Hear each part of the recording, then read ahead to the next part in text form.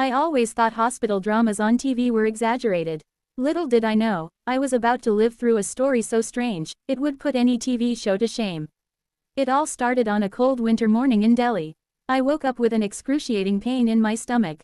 It wasn't the kind of pain you could ignore, it was sharp, intense, and unlike anything I'd ever felt. I tried to sit up, but every movement made it worse.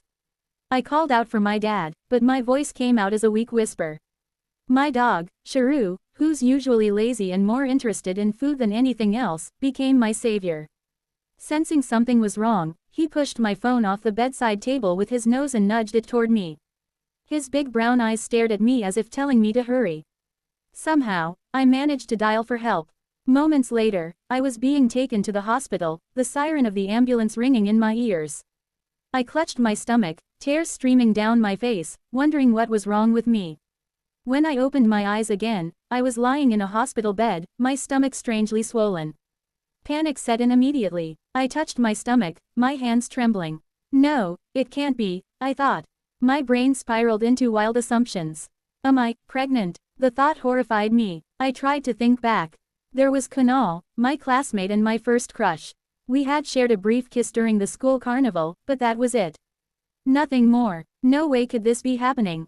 I called for the nurse, my voice shaky. She came in with a calm, reassuring smile and told me to rest. You'll be fine, Beta. The doctor will explain everything soon, she said before walking out. But I wasn't convinced. My heart raced as I waited for answers.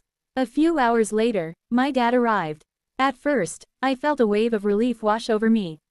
Papa, what's happening? What's wrong with me? He didn't answer right away. His eyes darted around nervously. Then, to my shock, he grabbed my wheelchair. We need to leave, he said in a hushed voice.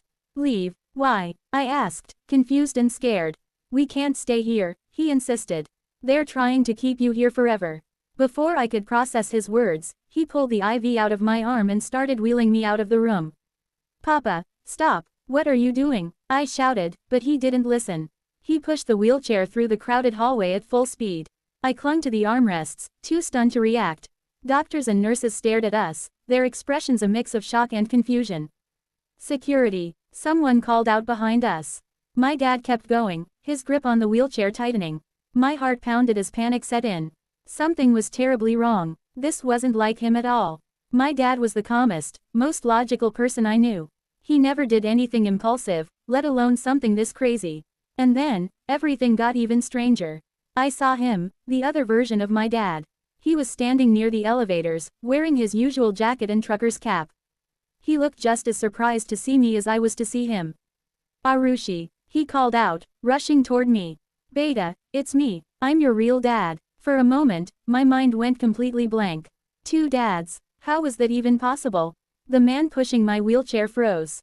His grip on the handles loosened, and in that split second, he bolted down the hallway, security guards hot on his heels. The man who claimed to be my real dad knelt beside me and grabbed my hand. It's okay, Beta, I'm here now, you're safe, he said, his voice steady and familiar. I clung to him, tears streaming down my face. Papa, what just happened? Later, I learned the truth. The man who had pushed my wheelchair wasn't my dad at all. He was an escaped patient from the psychiatric hospital next door.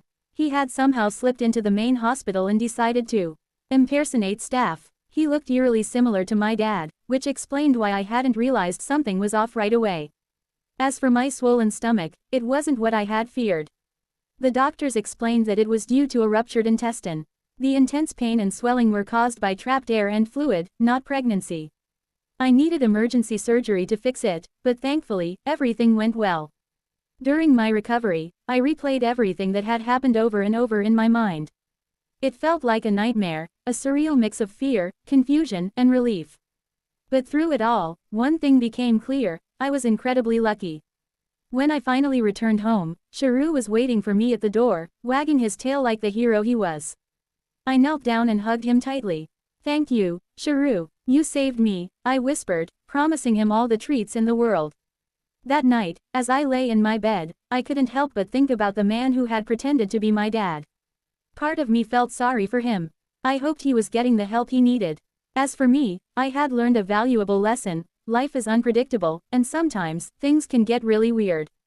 But with the right people and pets by your side, you can face anything. And if you're wondering about Kunal, let's just say I'm staying far away from school crushes for a while.